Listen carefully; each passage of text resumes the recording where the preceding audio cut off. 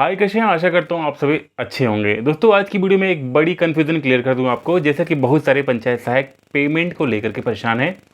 हालाँकि अब मैं आपको चैनल पे पेमेंट की सारी वीडियोज़ ऑनलाइन के माध्यम से सिखाने वाला हूँ। जल्द ही विदिन 1 वीक के अंदर शुरू कर दूँगा।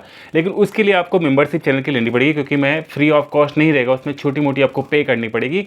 उसके माध्यम से आप चैनल की मेंबरशिप ले लेंगे और वहाँ से फिर आप जितनी भी पेमेंट की वीडियो वो सीख सकते हैं और पेमेंट कर सकते हैं। उसमें कोई दिक्कत आपको नहीं आएगी। जहाँ भी दिक्कत आएगी मैं आपको हेल्प करता रहूँगा। लेकिन इसके साथ-साथ एक बड़ी बात ये करना है कि जैसे यहाँ से बहुत सारे पंचायत सहायक परेशान होते हैं। हालाँकि ग्रुप में मैंने कई ऐसे मैसेज भी देखे। मैसेज में क्या लिखा था कि पंचायत सहायक जितने सारे भुगतान होते हैं उन भुगतानों की एक डायरी बना ले और डायरी पे जितने सारे पेमेंट होते हैं सबको लिख करके और प्रधान सचिव से उस पे मोहर मरवा ले।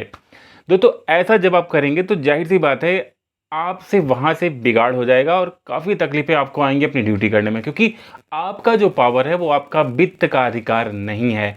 वित्तीय पावर सचिव को होता है, प्रधान को होता है, वो उस चीज़ को कर सकते हैं, वो इसको बना सकते हैं। आपका काम है कि आपको जो भी चीज़ें मिलेंगी, जो दस्तावेज़ मिलेंगी उसको आपको संरक्षित करना है, रखना है और जो ऑनलाइन डेटा मिलेगा उसको फीड करने का काम आपका है। जब तक आप पेमेंट नहीं जानते तब तक पेमेंट से आपकी ज़िम्मेदारी नहीं है।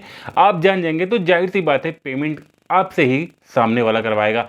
एक बड़ी बात ये है यहाँ पे कि आप जान लें, जितनी आपकी 1 माह की सैलरी होती है उतने में जो ब्लॉक का ऑपरेटर होता है वो पूरे साल उस ग्राम पंचायत का काम करता है। इस चीज़ को मैंने कई ब्लॉकों में जा करके ऑपरेटर से जा करके पूछा है, जाना है, समझा भी है।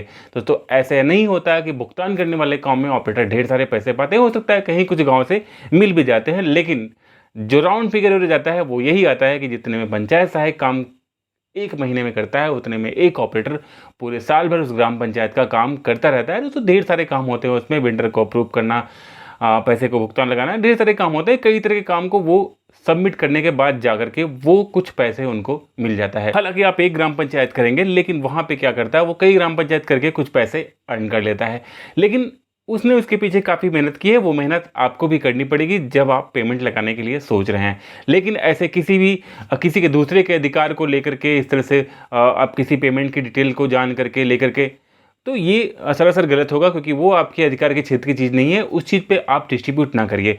जो भी चीज़ें हैं सरकार के नेशनल पोर्टल पे अवेलेबल हैं। गांव का कोई भी व्यक्ति, कोई भी नागरिक कहीं से भी बैठ के चीज़ों को देख सकता है। उसमें कोई नोट करने वाली किसी तरह की कोई बातें नहीं है, क्योंकि आपकी डायरी तो कभी भी गलत हो सकती है। जो पोर्टल पे, नेशनल पोर्टल पे जो चीज़ें लोड हैं वो कभी गलत नहीं हो सकती। इसलिए इस तरह के कोई भी कृत्य आप कभी नहीं करिएगा।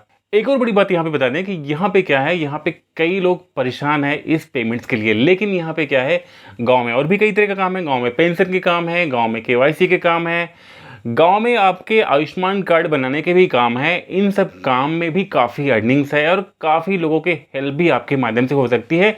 लेकिन इन सब काम पे लोग फोकस न करके बस पेमेंट वाले काम पे काफ़ी फोकस करते दिख रहे हैं, काफ़ी उत्साही दिख रहे हैं।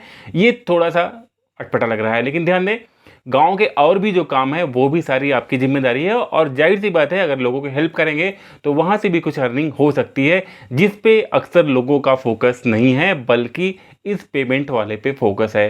दोस्तों, ग्राम पंचायतों में जांच के लिए, ग्राम पंचायतों पर निगाह रखने के लिए एडीओज हैं, बीडीओज हैं, डीएम है, डीपीआरओ है, सीडीओज हैं, वो सारे ऑफिसर्स हैं जिनकी जिम्मेदारी, जिनकी प्रायोरिटी, जिनकी काम करना वहाँ पे, जिनके अधिकार बनाए गए हैं। जैसा कि आप सभी जानते हैं, एडीओ पंचायत को 100% ग्राम पंचायतों का सर्वेक्षण करना अनिवार्य होता है। उसके साथ साथ यहाँ बता दें आपको, डीपीआरओ को 10% ग्राम पंचायतों को, सीडीओ को 2% ग्राम पंचायतों को और डीएम को किसी भी ग्राम पंचायत में जाने का अधिकार होता है। वो कहीं भी जा करके निरीक्षण कर सकता है। ये जो मैं 10%, 2% और ये बता रहा हूँ, ये उनके लिए एक नियम, एक मानक बनाया गया है कि डेफिनेटली करना ही करना है। जैसे आपने सुन लिया कभी कि सीडीओ किसी गाँव में चला गया जाँच करने के लिए, तो वो उसका नियम बना हुआ है कि 2% जो ग्राम पंचायत है उसमें सीडीओ को जाना ही है। आप कभी सुनते हैं कि डीपीआरओ चला गया जांच के लिए, तो उसका मानक बनाया गया है कि 10% ग्राम पंचायतों में उसको जाना ही जाना है। इसके रिगार्डिंग वो अपने उस मानक को पूरा करने के लिए जाते हैं। तो वहां पे जांच के अधिकार के वो दायित्व हैं, जांच का दायित्व है, ये उनका है।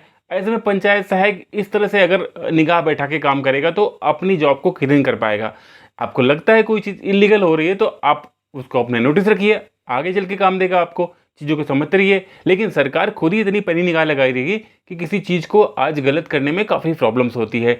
ढेर सारे लोग हमेशा कंप्लेन करते रहते हैं, ढेर सारे लोग निगाह लगा रहते हैं, तो उसमें गलत होने की संभावना काफ़ी कम हो जाती है।